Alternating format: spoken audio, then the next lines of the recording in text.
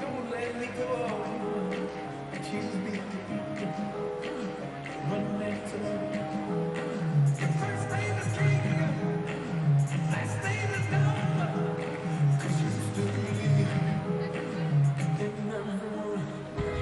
When the night is peace. When the night is sunrise. When the will has the sea. When we're making noise.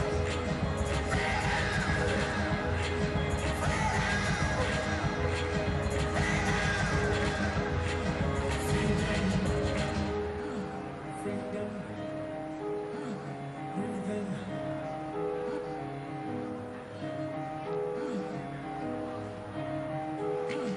We are free. Feel that you want. Does it shock you see? He left us the sun. Heaven's in the air. Organisms in the sea. Sun and yes man are made of the same things.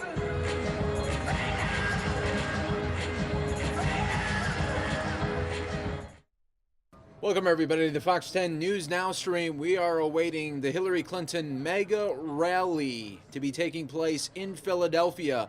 President Obama, Michelle Obama, Bill Clinton, and Hillary all speaking tonight, just a day before election 2016 takes place. Former Vice President Al Gore today said the future of the world is at stake in tomorrow's presidential election.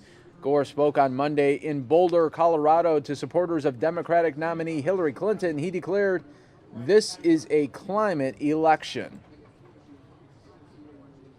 Hillary Clinton says she intends to call rival Donald Trump if she wins the presidency tomorrow. The Democratic presidential nominee says in a radio interview with Ryan Seacrest that she hopes Trump will play a constructive role in helping bring the country together.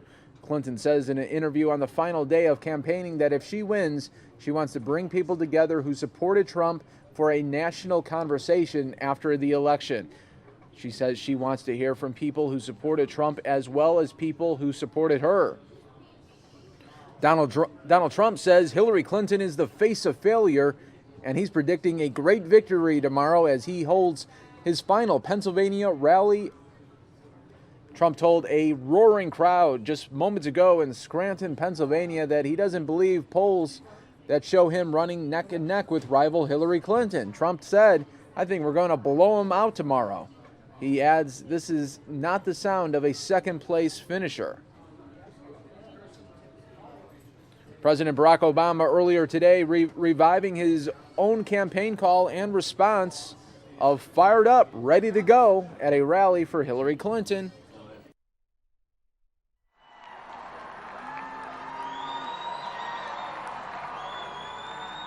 Good evening. And there it is, the boss himself, Bruce Springsteen. Unfortunately, we cannot stream licensed music here on part of the Fox 10 News Now stream. So what we're going to do is just show you the visuals here, but we do have to lower that volume for you.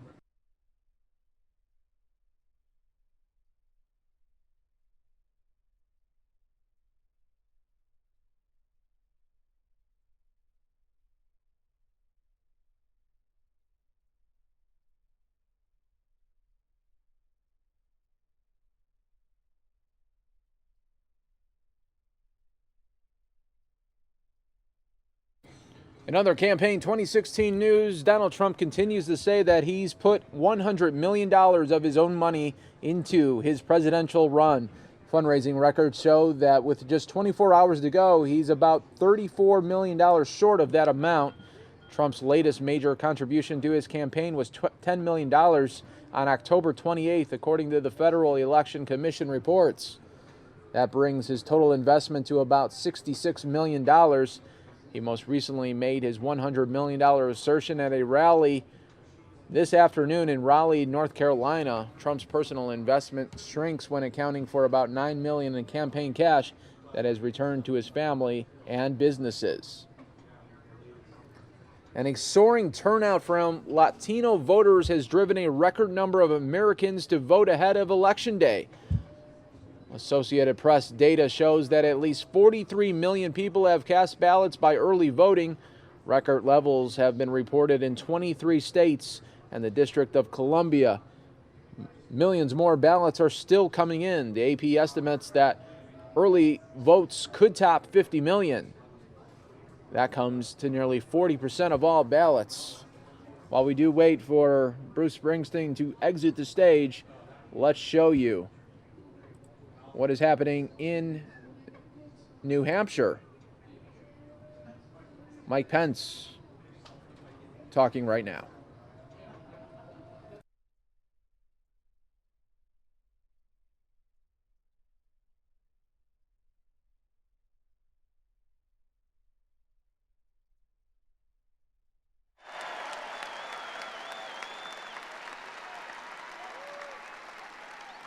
Let me make you a promise.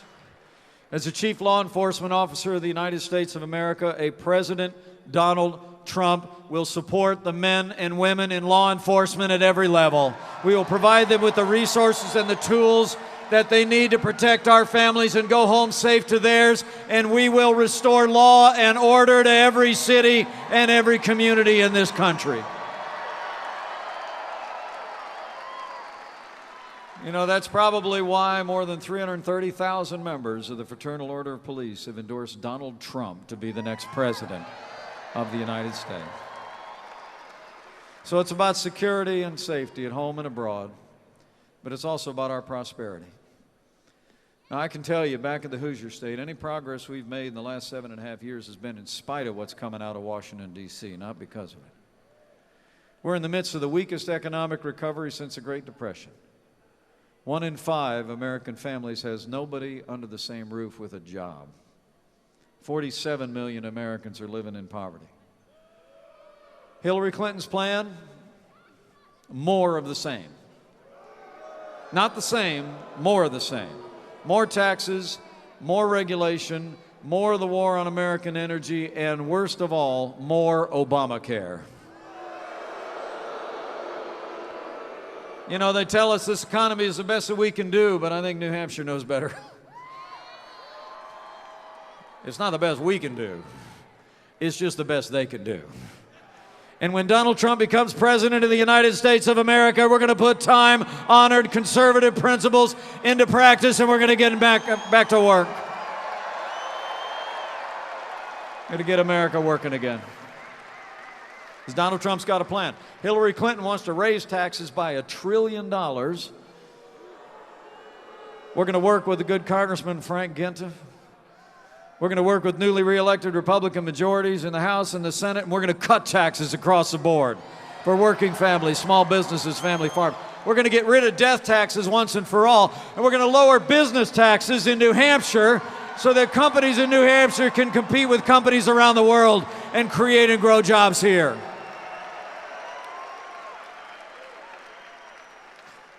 And Donald Trump and I are going to have a moratorium on any new federal red tape on day one, and we're going to repeal every single Obama executive order that's stifling jobs and growth in the American economy.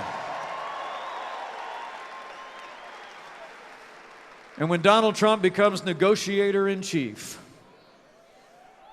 you with me on that? We're going to have trade. We're going to do trade deals. But once again, trade's going to mean jobs, but it's going to be American jobs first. We're going to renegotiate NAFTA. We're going to get out of this Trans-Pacific deal, and we're going to hold our trading partners accountable to the commitments that they make to the people who live in the most powerful economy on earth.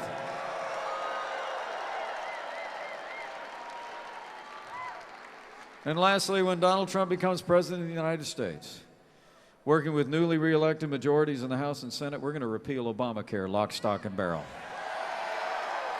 And we're going to hold them accountable for all the lies.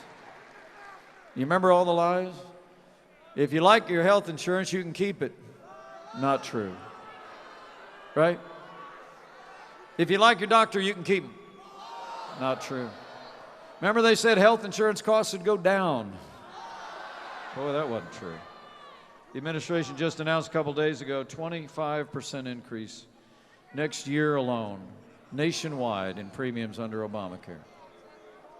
I mean, it's pretty amazing. Even our opponent's husband, the former president, was out on the campaign trail the other day, and he said costs are going up, coverage is going down. It's the craziest thing in the world. I guess even with the Clintons, sometimes truth happens. Am I right? Yeah, but here's the thing. Don't be fooled by Bill Clinton's newfound skepticism about Obamacare. Earlier this year, Hillary Clinton said it very clearly. She said, quote, before they called it Obamacare, they called it Hillary Care. And she's got a plan. Talk about going from the frying pan into the fire. Hillary Clinton actually wants to bring the worst of the Canadian healthcare system and put it right in the middle of Obamacare. It's called single payer. She does. Government-run health insurance right into the heart of Obamacare. I mean, that's no surprise because one of those speeches she didn't want us to read, she gave up in Canada, and she said she'd like a healthcare system just like theirs down here someday. My favorite line, though, came from President Obama himself. Did you hear about this? He was down in Miami about a week ago, bragging about Obamacare. And the president actually compared Obamacare to the Samsung Galaxy 7 smartphones that spontaneously burst into flames. I'm serious. Did you see it? Here's what the president said. He said, quote, when one of these smartphones has a few bugs, they don't pull it off the market. They upgrade it, they fix it. Unless it catches fire, then they pull it off the market.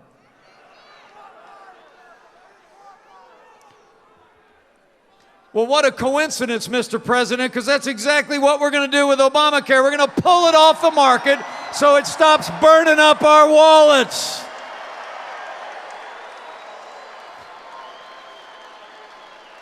When Donald Trump becomes president, we're not just going to repeal Obamacare, we're going to replace it with health care reform that lowers the cost of health insurance without growing the size of government.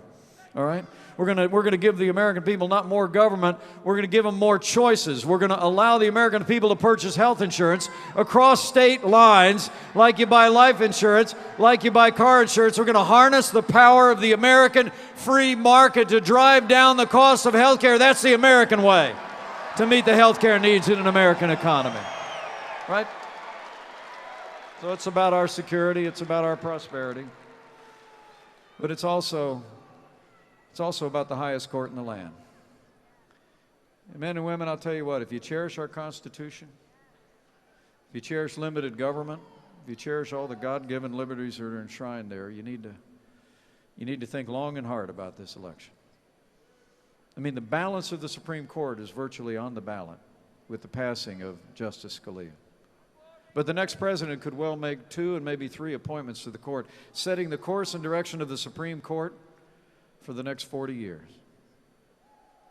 I mean, truthfully, if elect Hillary Clinton as the next president, you better get used to more unelected judges using unaccountable power to legislate from the bench.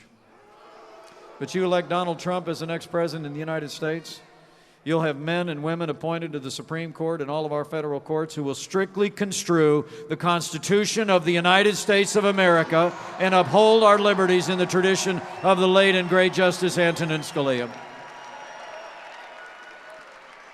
So for the sake of our Constitution, for the sake of limited government, for the sake of the sanctity of life and the unborn, for the sake of the Second Amendment to the Constitution of the United States, New Hampshire, one day from now, you must do your part to ensure that the next president to make appointments to the Supreme Court of the United States is President Donald Trump.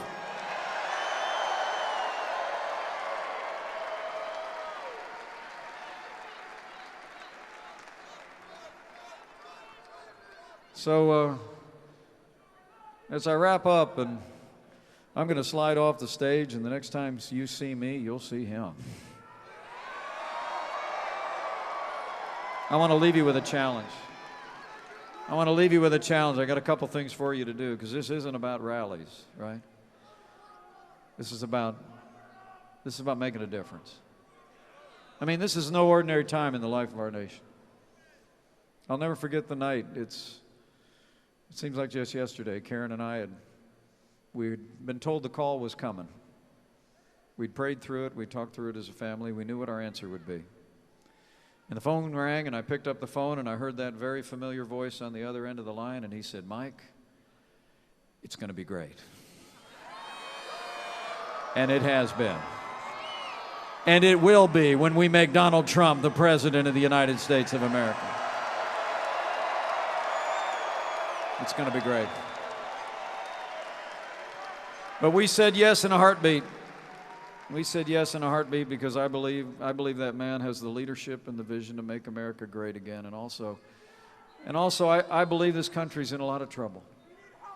I mean, we walked away from a job that we love in the state that we love to stand beside this man because this is no ordinary time in the life of our nation. It's time for us to do all we can, each of us.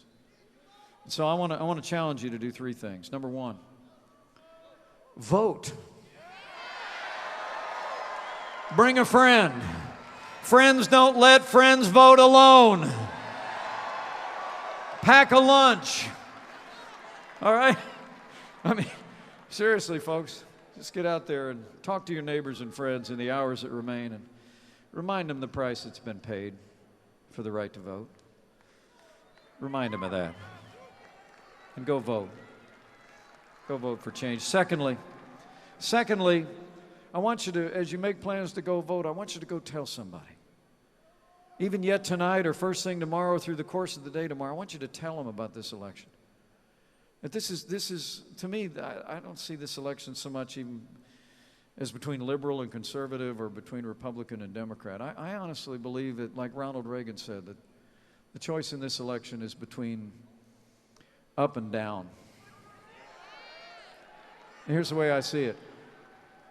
Tell your neighbors and friends this is a choice of whether we're going to continue to go down the same hill we've been going down to a weaker America on the world stage, a more hollowed out American military, an economy more stifled by high taxes, regulation, Obamacare, bad trade deals, and America walking farther and farther away from our most cherished constitutional ideals and principles, or whether here in New Hampshire we're going to stop, plant our feet, turn around and march back up the hill to a stronger America at home and abroad, a more prosperous America built on economic freedom and limited government, an America that cherishes without apology our highest constitutional ideals. It's up or down. And you got to go tell somebody.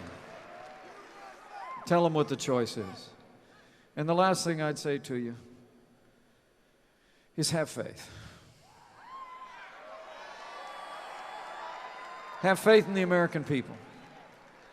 That when every time throughout our history, in the long and storied history of New Hampshire and of this great nation, I think you can find evidence again and again that every time the American people were presented with a clear choice for a stronger America, a more prosperous America built on economic freedom, an America that reaffirms our commitment to our highest ideals and principles, the American people have chosen strength and freedom and prosperity and economic freedom and our highest American ideals every single time. So have faith in the American people.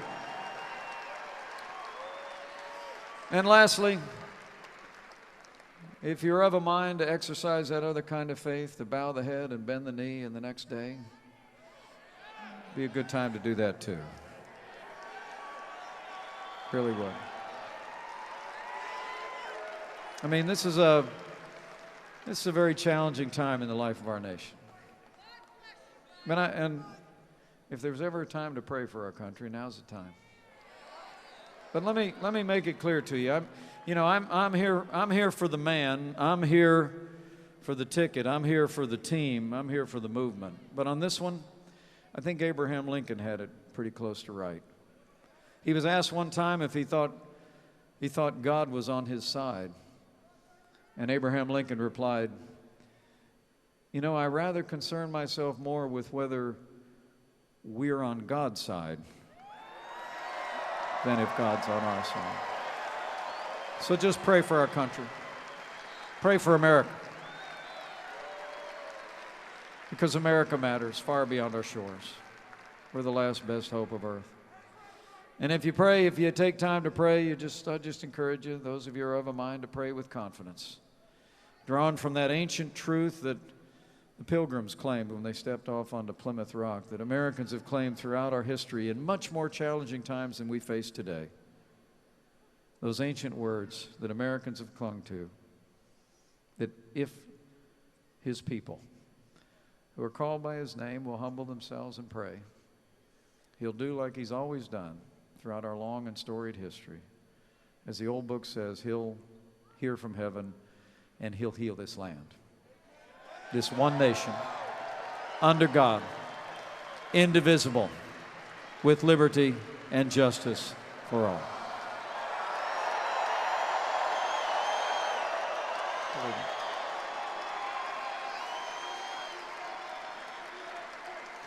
So men and women in New Hampshire,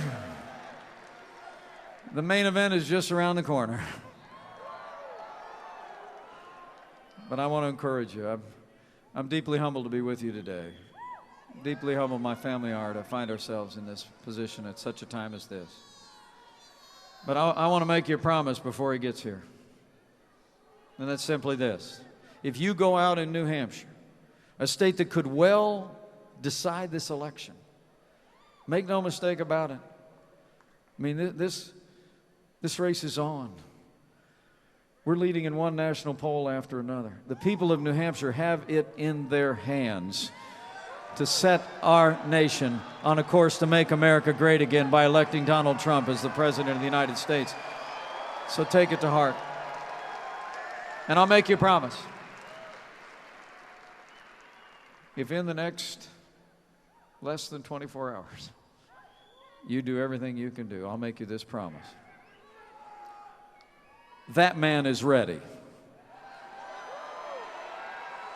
This team is ready. This movement is obviously ready.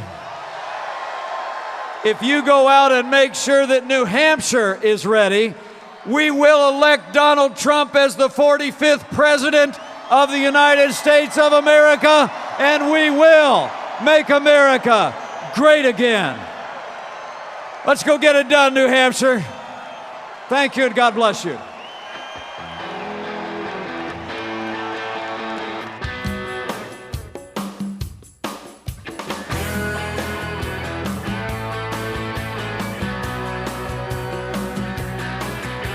Sun coming up over New York City.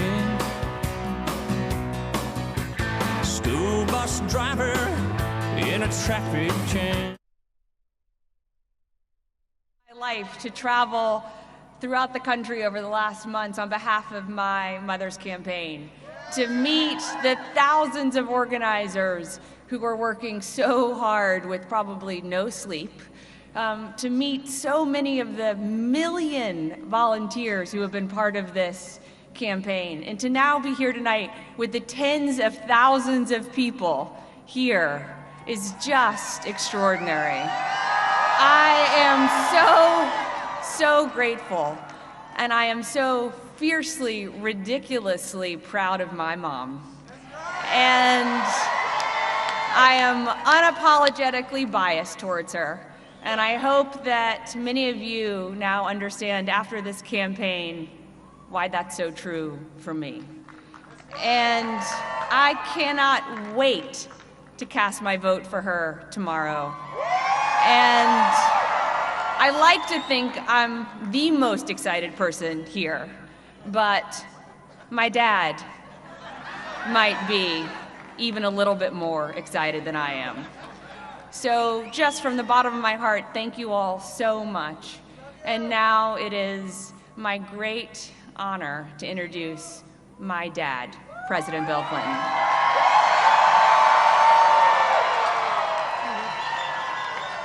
Thank you. First of all, you just saw one of the reasons you should support Hillary for president. I am so proud of our daughter. I'm grateful for her. I'm grateful for all of you who've worked for her from the beginning to today. I'm grateful to Bruce Springsteen and John Bon Jovi. I'm grateful to all of you. But I want you to take just 1 minute to think of where we are and what it means. This country began here. Right here. With people who pledged their lives, their fortunes, their sacred honor to form a more perfect. In other words, we're stronger together. And I have watched in this campaign as our candidate lived a campaign as she has lived her life, dedicated to making changes for other people, proving that no matter what came along, that no matter what they hit her with, no matter what obstacles were in the road, she would keep her eyes on other people, on the futures that our children, our grandchildren deserve, on how we could move forward together. And no matter what happened, she said, we're stronger together. That means answers are better than anger. Empowerment's better than resentment. Working together is better than fighting all the time, and it's way better to lift somebody up than put people down. That is the candidate you will follow. And tomorrow, the American people are going to be given a chance, one more time, to form a more perfect union. It will be because we're losing our great president to term limits. It will be a change election, and we have to decide, are we going to change forward, together, or backward? I think you know what the answer is going to be. And I think that all of us owe a great debt of gratitude to the President, to the First Lady, to the administration of Barack Obama. I loved it when he said at the Democratic Convention in Philadelphia that the only person to run for president than you were. I would now like to introduce the person I think has proved to be the finest surrogate supporter any candidate for president ever had, Michelle Obama, our First Lady.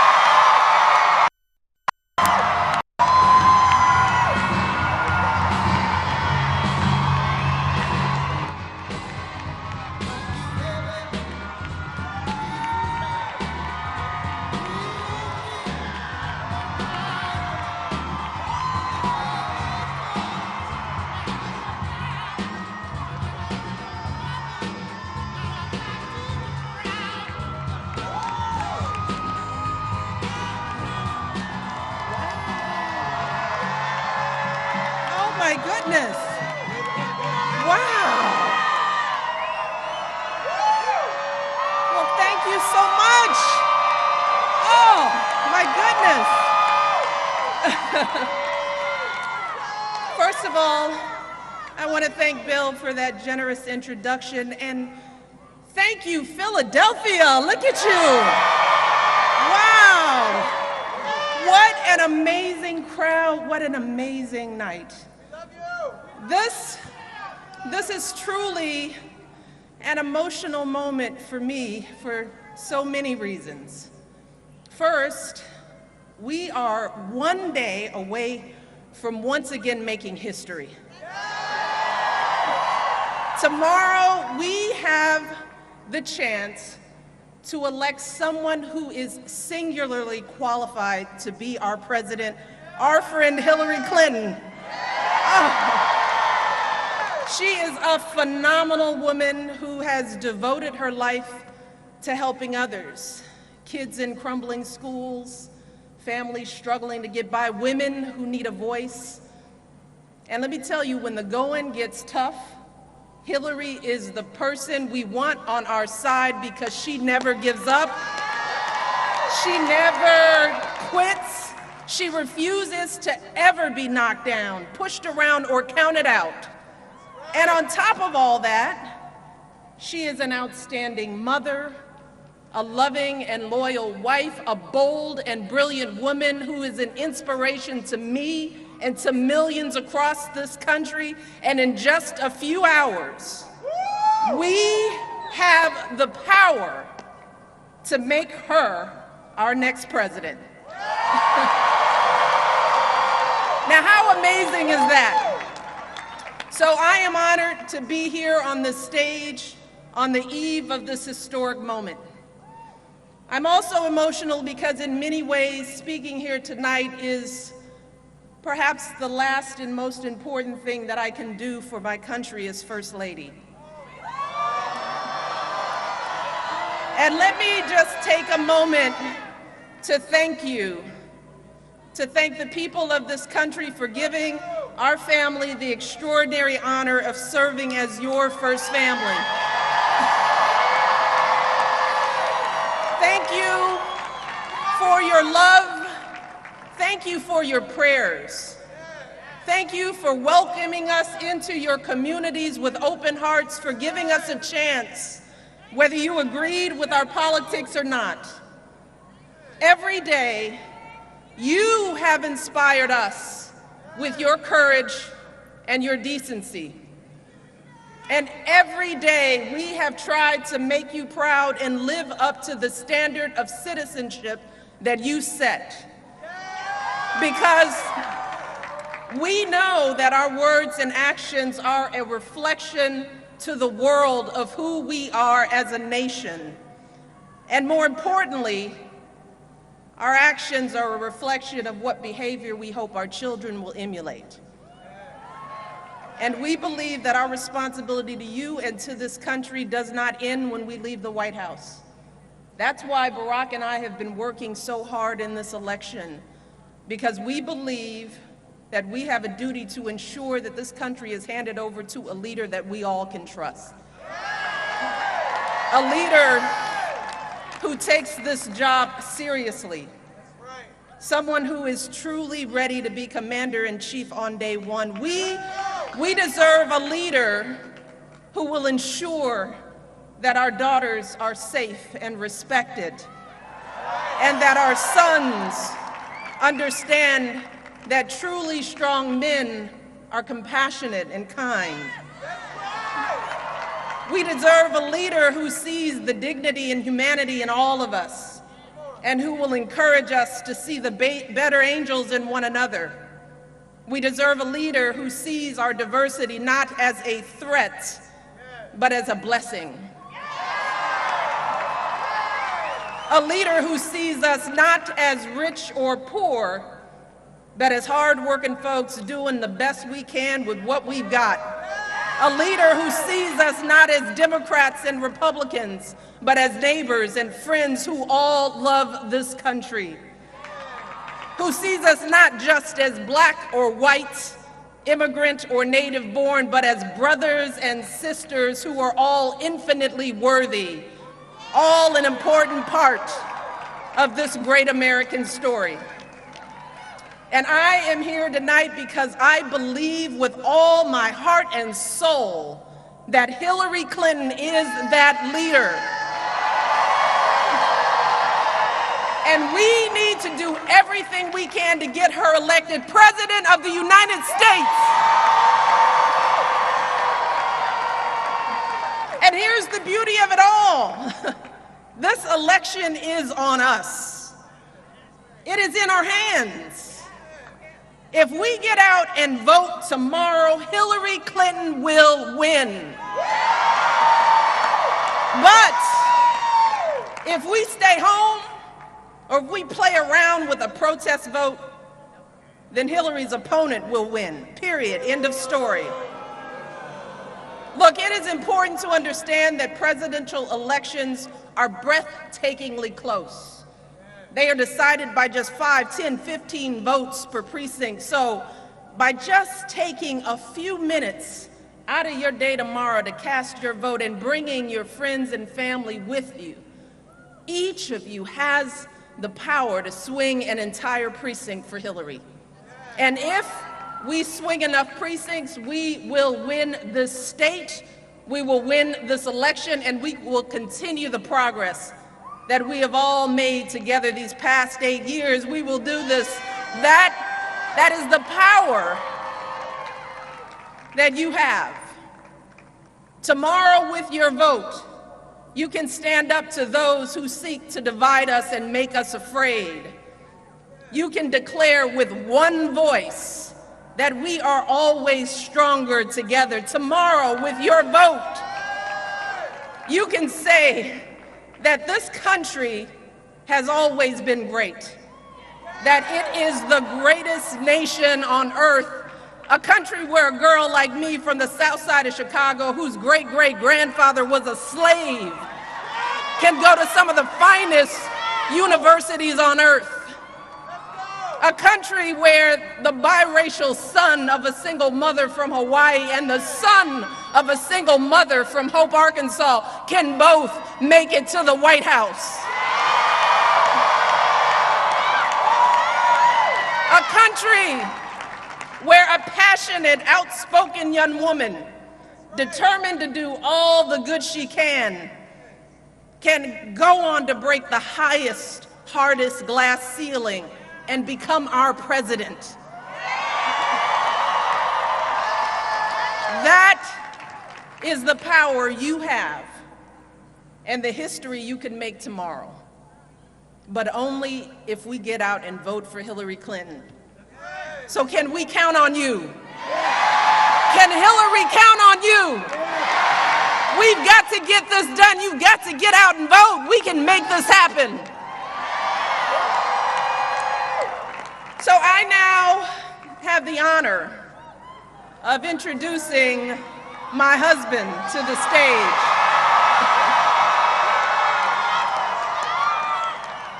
It's my chance, perhaps the last chance I have, to introduce him as President of the United States.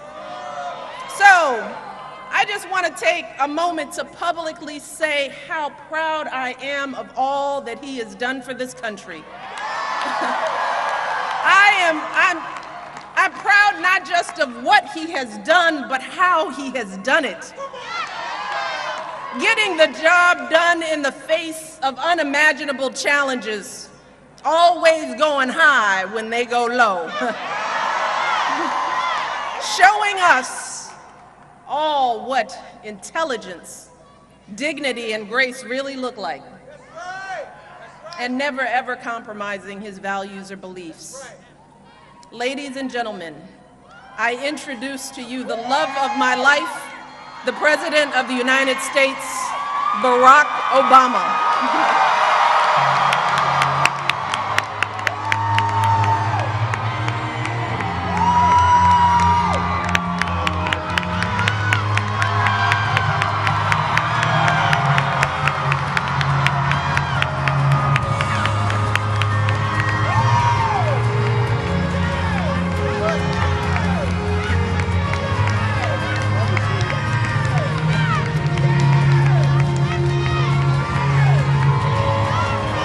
Hello, Philadelphia!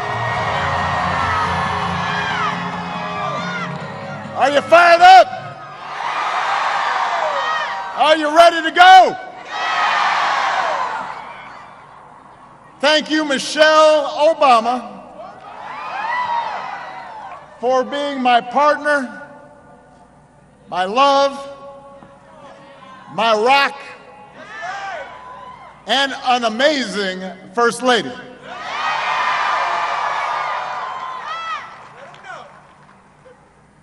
Eight years ago, I asked all of you to join me on an unlikely journey. We set out not just to change programs or policies, but to rebuild an economy where everyone had a chance to succeed. To reform Washington so that your voices would be more powerful than entrenched lobbyists.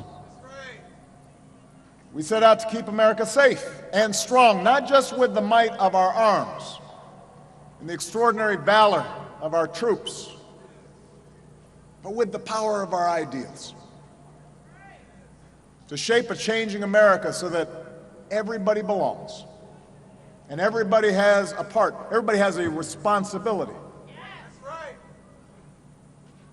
Now, we didn't know when we began that America would fall into the worst economic crisis of our lifetimes. But in the face of great challenges, in the face of entrenched interests, in the face of, in some cases, unprecedented obstruction and a cynical Washington, we stayed with it. The American people stayed with it. And because of your resilience, because of your strength, because of your faith, we turned yes we can into yes we did.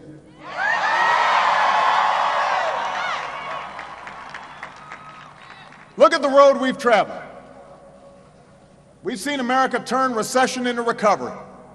Our businesses create 15.5 million new jobs, putting more people back to work than all the other advanced economies combined. A resurgent auto industry has led the fastest manufacturing growth since another Clinton was president. Incomes are rising. Poverty is falling. 20 million more Americans have health insurance. We've doubled production of renewable energy, become the world leader in fighting climate change. Marriage equality is finally a reality from coast to coast. We brought home more of our men and women in uniform. Took out Osama bin Laden. And almost every country on earth sees America as stronger and more respected today than they did 8 years ago. In fact, because Bill Clinton is here, I did some math, a little arithmetic. Under the last two Republican presidents, job growth was basically flat. Deficits went up. Over our two Democratic presidencies, jobs went up by more than 30 million. Deficits went down. Millions more Americans gained health insurance. So yes, with Democrats in charge, America is stronger. Those are just the facts. And with just one more day to go, we now have the chance to elect a 45th president who will build on our progress, who will finish the job, who already has the respect of leaders around the world and the people they serve, who is smart and who is steady and who is tested. Someone who comes to this office as well prepared as anyone who has ever run. More than me, more than Bill, the next president of the United States, Hillary Clinton.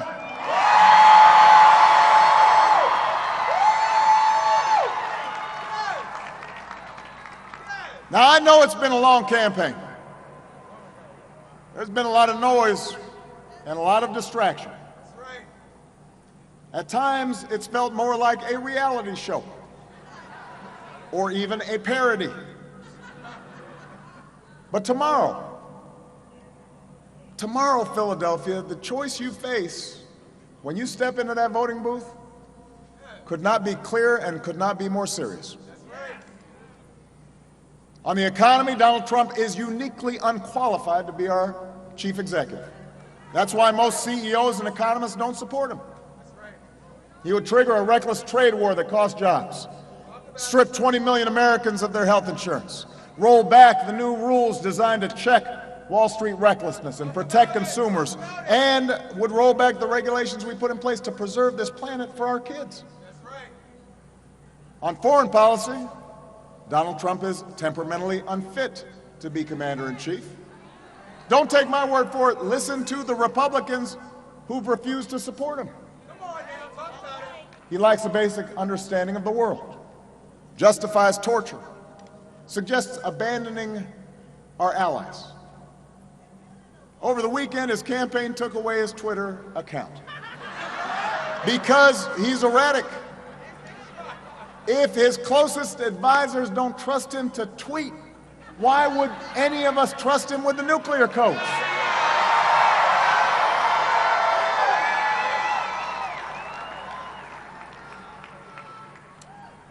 More than his policies or his plans, though. Throughout his campaign, Donald Trump has shown utter contempt for the values that make this nation great. Anyone who sees women as objects, minorities and immigrants as inferior, other faiths as presumptively un-American, cannot lead this diverse, dynamic, big-hearted country that we love. And so all of this should give you reason enough to vote tomorrow. But you don't just have to vote against someone. You have somebody extraordinary to vote for. Philadelphia, you've got someone outstanding to vote for in Hillary Clinton. I'll be honest. I have had to bite my tongue after a lot of the nonsense I've heard people say about Hillary in this election. I can only imagine what Bill and Chelsea have been going through. The vicious, crazy attacks. The double standards applied to her. They're like nothing we've ever seen before. And what makes it worse is that most of the people saying this stuff, they don't really believe it. They know better. Don't forget, when Hillary was a senator, when she was my Secretary of State, she was really popular. People saw how effective she was, how she crossed party lines to get things done. Before she announced her candidacy for president, Republican leaders described her, and I'm quoting now, as very impressive, someone who does a magnificent job, one of the most effective secretaries of state. Well, they were right then. I agreed with Republicans then. Hillary did a great job for America. She's a big reason why we're more respected around the world. But then, when it was politically expedient, those same Republicans began tearing her down. And look, when you're subjected to unrelenting negative fire, it takes a toll. But here's the thing about Hillary. She doesn't complain. She doesn't buckle. She brushes it off. Like the American people, she is strong and tough. And she knows that government service is not about her, it's about you. Your struggles, your dreams. Throughout her career, Hillary has followed that Methodist creed her mom taught her. Do all the good you can for all the people you can, in all the ways you can, for as long as you can. And she doesn't plan on stopping now. And that's now, I know she will work her heart out for you. For everybody still in need of a good job or a raise. For every child who needs a sturdier ladder out of poverty. For every student who needs relief from student debt. Every immigrant who wants to contribute to this country they love. For every American who has not yet felt the progress of these past 8 years. She will work, and she will deliver. She won't just tweet. But she will need your help, and she'll need help in Washington. If you want Hillary to continue the progress we've made, you need to give her allies in the Senate like Katie McGinty.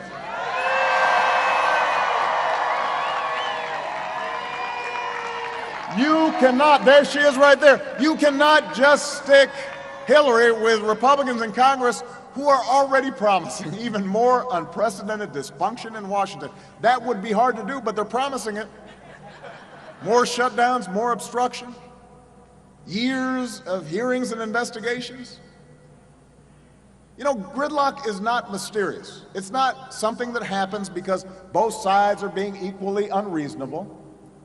It has been a stated Republican strategy since I took office. And the only way to break it is to make those who engage in it pay a price by electing more Democrats tomorrow.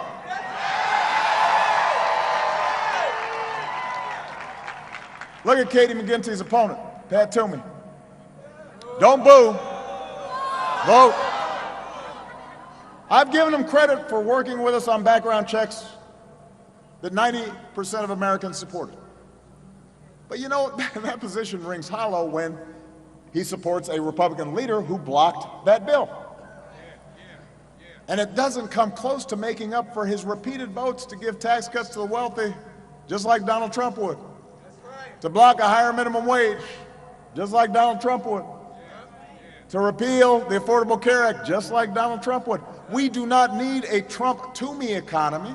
We need someone who's never forgotten her working class roots, the daughter of a restaurant hostess and a Philadelphia beat cop, somebody who went to college with the help of scholarships and student loans. Katie McGinty won't just be with you part of the way, she'll be with you all of the way, and that's why you've got to vote for her.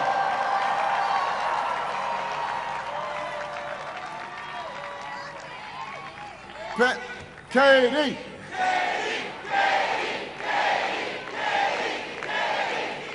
Pennsylvania, if you think endless gridlock will help your family, you should vote Republican. But if you believe America can do better than that, if you care about creating jobs that families can live on and child care they can afford, if you care about equal pay for women and a higher minimum wage for workers, you need to vote for Democrats up and down the ticket. People like Hillary, people like Katie McGinty, people who will roll up their sleeves and move America forward. Listen, I know we live in a cynical time. And I know elections and all the negative ads tend to heighten that cynicism. Just last week, a journalist asked me if I still believe the optimism I expressed that night back in Boston 12 years ago. That we were more than a collection of red and blue states. That there wasn't a liberal America or a conservative America, a black America or a white America. There was just the United States of America. He asked me if I still held on to the hope of 2008, if I still believed in change. After all, he said, the country's so divided.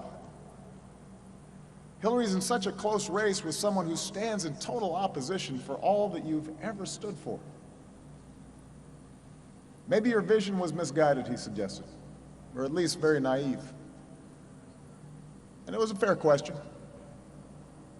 I had to acknowledge that I hadn't fully counted on the obstruction we'd see when I first came into office and had to save the economy. I didn't anticipate the way social media would magnify our divisions and muddy up facts. None of us knew then how deep the Great Recession would cut and how many people would suffer and how it would make so many people anxious about their futures and their kids' futures, even after the economy recovered. But despite all that, I told him, the answer is yes. I still believe in hope. I'm still as optimistic as ever about our future, and that's because of you, the American people. In my visits to schools and factories, war theaters, national parks, in the letters you've written me, in the tears you've shed over a lost loved one, I have seen again and again your goodness and your strength and your heart. In 2008, you gave me a chance, a skinny guy with a funny name. And for these past 8 years, I saw how hard you worked in the face of impossible odds. I saw the values you teach your children. I saw the way you treat strangers in need. I've seen the young men and women in uniform who meet every mission, and the military families who serve and sacrifice just as well, and the wounded warriors who never ever quit. You bet on me all those years ago, and I will always be grateful for the privilege you gave me to serve. But I'll be honest with you, I've always had the better odds because I've always bet on you. And America, I'm betting on you one more time. I'm betting that tomorrow, most mom and dads across America won't cast their vote for someone who denigrates their daughters from the highest office in the land. I'm betting that most Americans won't vote for someone who considers minorities and immigrants and people with disabilities as inferior, who considers people who practice different faiths as objects of suspicion. I'm betting that tomorrow, true conservatives won't cast their vote for someone with no regard for the Constitution. I'm betting that young people turn out to vote because your future is at stake. I'm betting that men across this country will have no problem voting for the more qualified candidate who happens to be a woman. I'm betting that African Americans will vote in big numbers because this journey we've been on was never about the color of a president, but the content of his or her character. I'm betting that America will reject a politics of resentment and a politics of blame and choose a politics that says we are stronger together. I am betting that tomorrow you will reject fear and you'll choose hope. I'm betting that the wisdom and decency and generosity of the American people will once again win the day. And that is a bet that I have never, ever lost. Philadelphia, in this place where our founders forged the documents of freedom, in this place where they gave us the tools to perfect our union. If you share my faith, then I ask you to vote.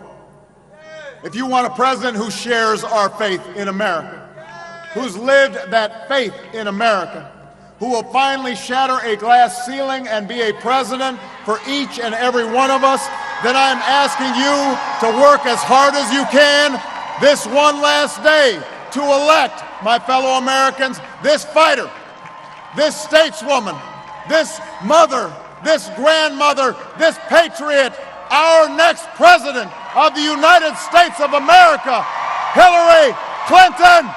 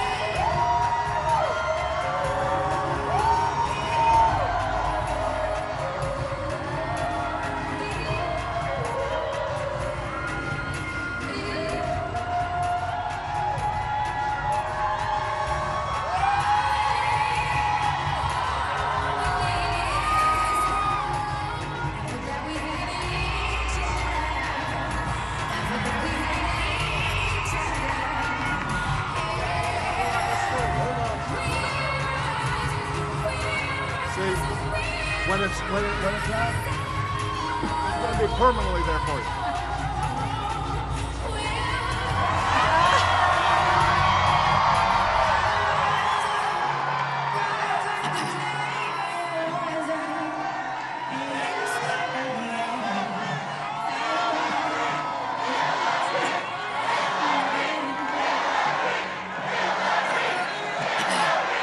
Hello, Philadelphia! Oh, thank you. I am so grateful to be here tonight to spend this time with all of you here in this historic spot, and to all the volunteers, the activists, the union organizers, the hard hats I see in the audience tonight. Thank you for coming out for one last rally before Election Day tomorrow. And personally, I am so happy to be finishing this campaign with my husband and my daughter by my side. We've been traveling across the country separately, trying to cover as much ground as possible and talk to as many voters as we can. But I'm really glad that we're all together tonight in Philadelphia with you. And how great was it to have John Bon Jovi and Bruce Springsteen with us? But in addition to all of that, what is so special for me is that we have our amazing President and First Lady with us, because for now nearly 8 years, they have served our nation with grace, strength, brilliance, and a whole lot of cool. And they have showed us again and again, as Michelle said right here in Philadelphia back at our convention, when others go low, we go high. I'm pretty sure, as they said tonight, that the best way to thank them is to do something really important tomorrow, to vote. Every single one of you and every person you know. Because as the president just pointed out, there is a clear choice in this election. A choice between division or unity. Between an economy that works for everyone or only those at the top. Between strong, steady leadership or a loose cannon who could put everything at risk. So make no mistakes, our core values are being tested in this election. We know enough about my opponent. We know who he is. The real question for us is what kind of country we want to be and what kind of future we want to build for our children. I'm proud that I had the chance to serve in President Obama's cabinet. And I am proud that I could watch the extraordinary service of our First Lady.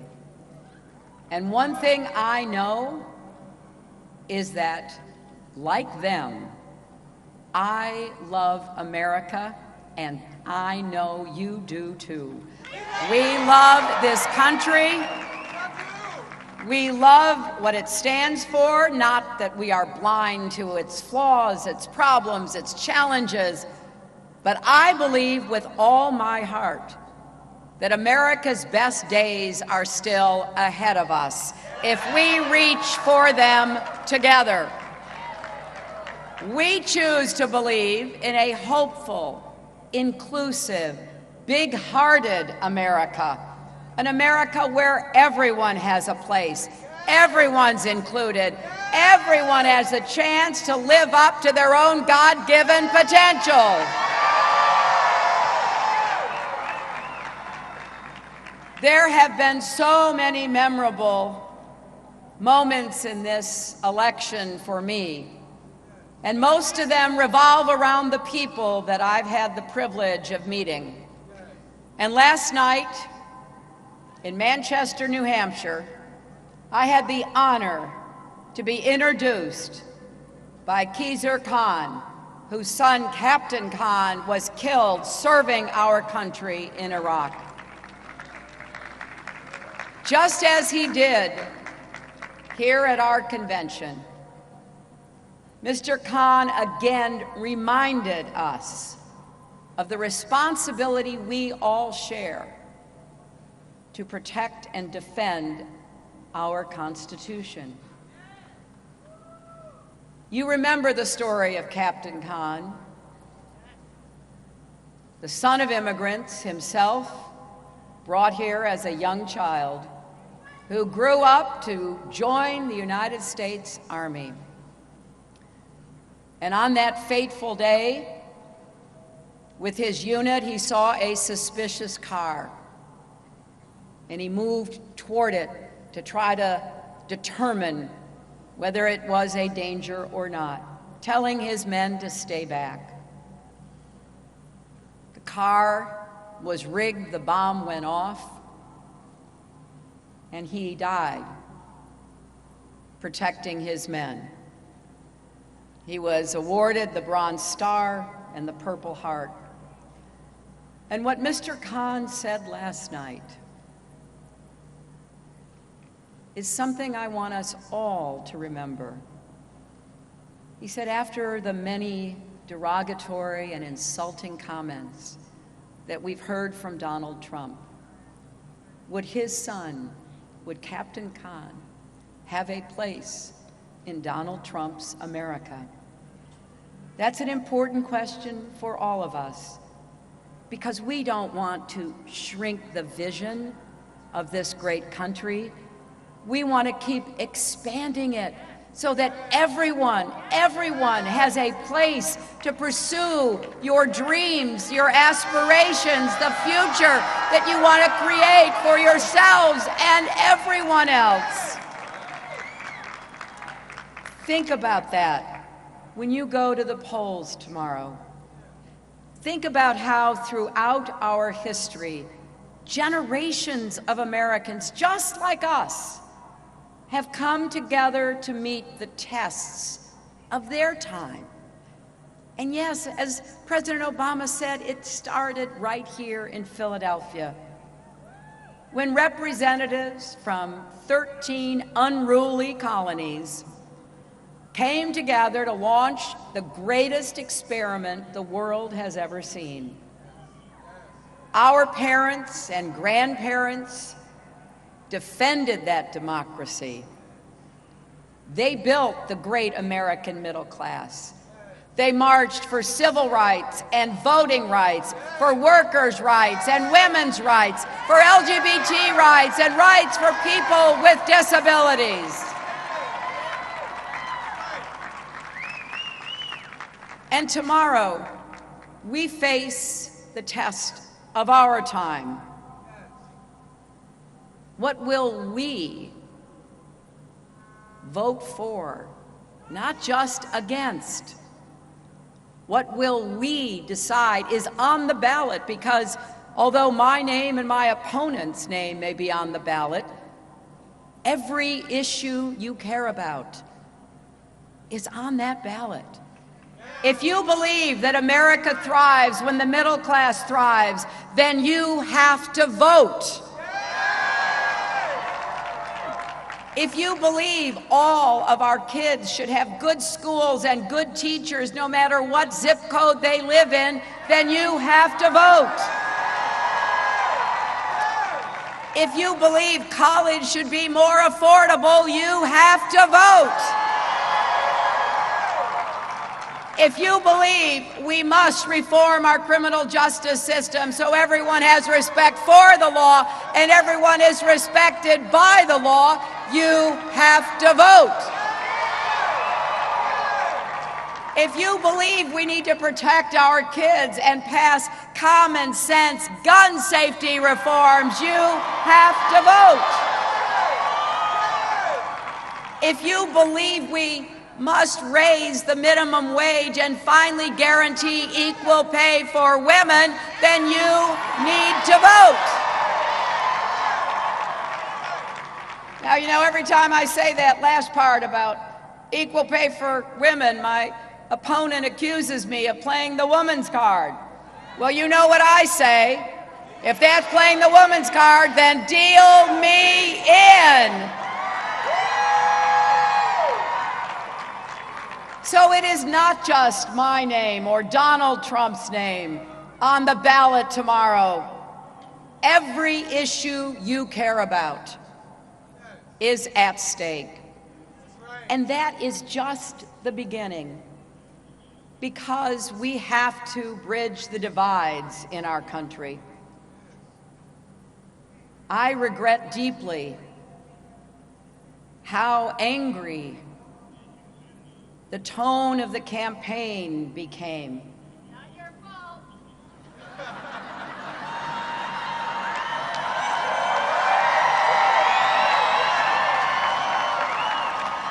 And by the way, did any of you see those debates? Well, I stood next to Donald Trump for 4.5 hours, proving conclusively I have the stamina to be president and commander-in-chief.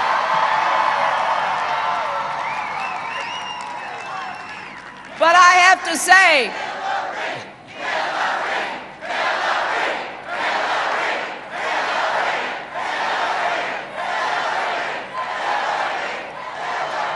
I have have to say that there were so many really troubling things that my opponent has said, but probably the most horrifying was at the end of the last debate, after he has insulted everyone, more than half the population, by the way, immigrants, African Americans, Latinos, POWs, Muslims, women.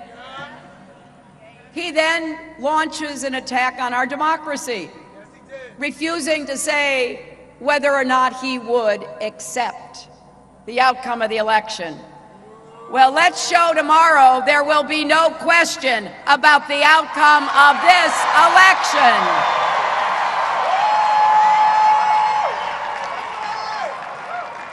But I also want you to know I will be a president for all Americans.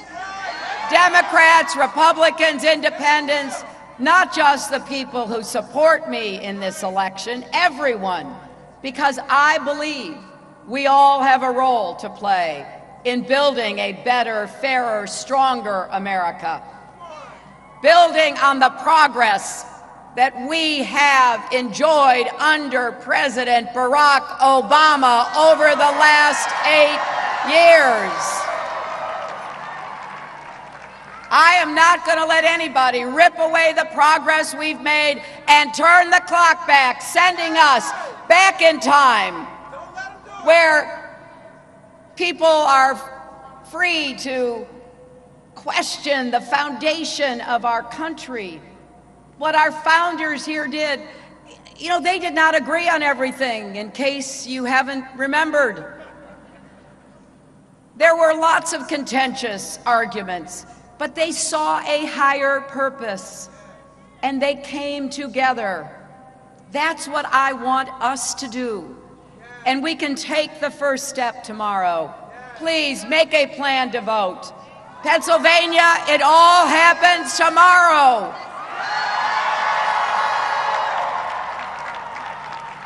If you text the word PLAN, P-L-A-N, to 47246, we will walk you through where to vote, when to vote, how to get there. You can do that right now. And please tell your friends, your family, your neighbors. And you can go to iwillvote.com and get all the information you need. Every person who lives in Philadelphia lives within 5 blocks of your polling place. That's it, just 5 blocks. And the polls open at 7 a.m. and they close at 8 p.m. And remember, if you're in line at 8 p.m., they have to let you vote. And so we need your help. In these last hours, we need your help knocking on doors and making phone calls, helping to turn people out, maybe helping people who need assistance to get to the polls. You can still volunteer by going to HillaryClinton.com. Because none of us want to wake up on Wednesday morning and wish we had done more. Years from today, when your kids and grandkids ask what you did in 2016, when everything was on the line, I want you to be able to say that you did vote. You voted for an inclusive, big-hearted, open-minded country future that will make sure that we all keep moving together, because I do believe we are stronger together. And you voted for an America where we build bridges, not walls. And maybe most importantly, you voted in great numbers to demonstrate conclusively, once and for all, that yes, love trumps hate.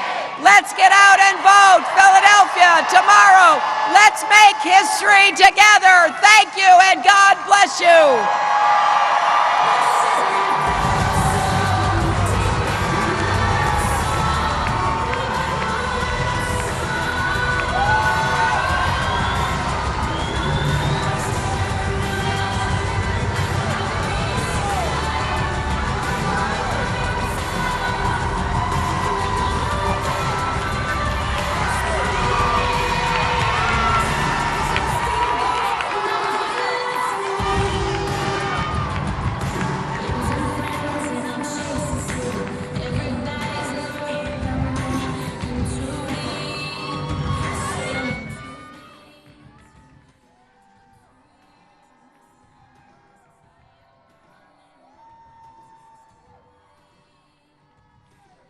All right, everybody. Well, that was Hillary Clinton holding a live rally before tomorrow's big day. You can see she's got the whole team with her. She's got her husband, Bill. She's got Michelle and Barack. Again, this is live in Philadelphia. Looks like they're in good spirits tonight.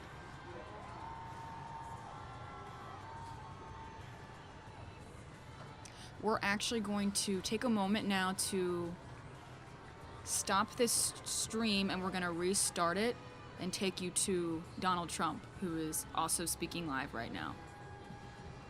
So stick with us, folks. We'll be back in just a second.